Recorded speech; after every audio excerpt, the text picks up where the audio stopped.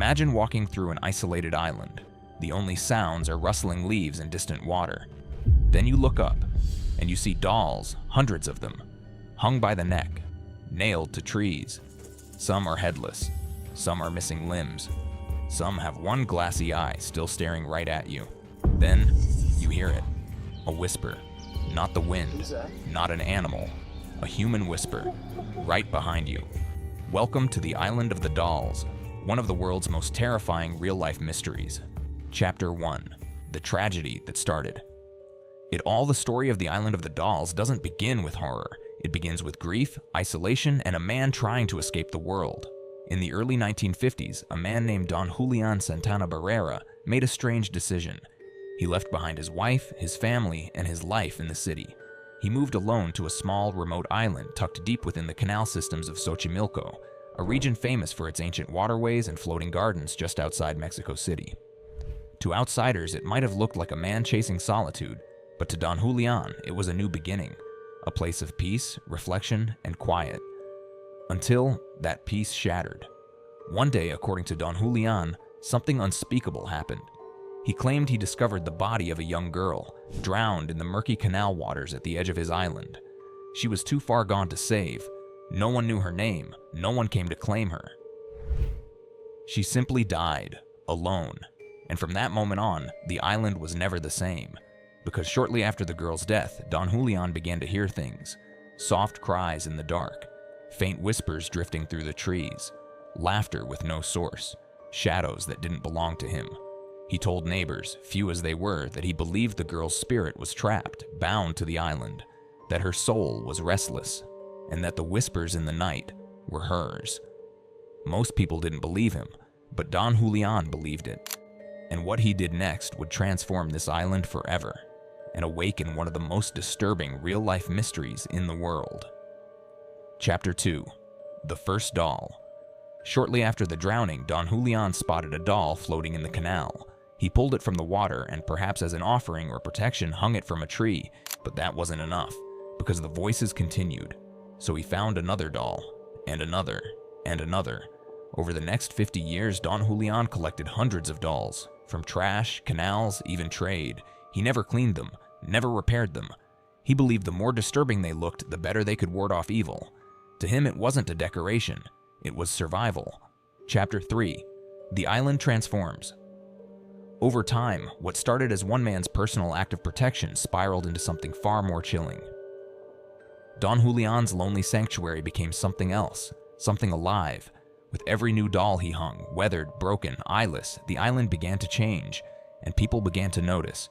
Locals in nearby villages started referring to it as La Isla de las Muñecas, the Island of the Dolls. Whispers spread. Children were warned to stay away. Fishermen reported seeing strange movements among the trees as they rode past. Some claimed they heard a child's laughter echo across the water. Others said it sounded more like sobbing. At first, it was easy to dismiss, just folklore.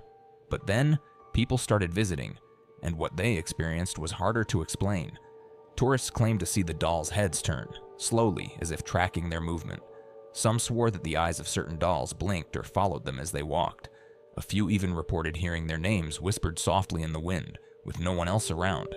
Skeptics laughed, but those who went didn't always come back laughing. The dolls, now rotting and water-stained, had taken on a terrifying realism. With torn faces, tangled hair, and insects crawling from their hollow sockets, they seemed more like guardians of something ancient and unseen. And then, in 2001, the story took a darker turn.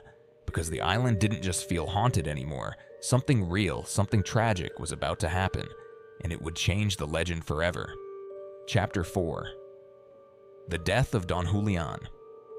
In a tragic twist of fate, Don Julián Santana died in the exact same spot where the young girl had drowned half a century earlier. Some say he fell into the water, others say he was pulled.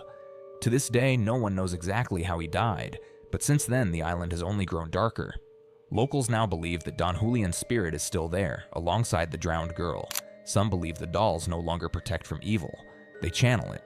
Chapter 5. Why do people hear whispers? Now here's the part that rattles even skeptics. Tourists who visit the island report intense feelings of dread, anxiety, even hallucinations. Some claim to hear whispers in the trees.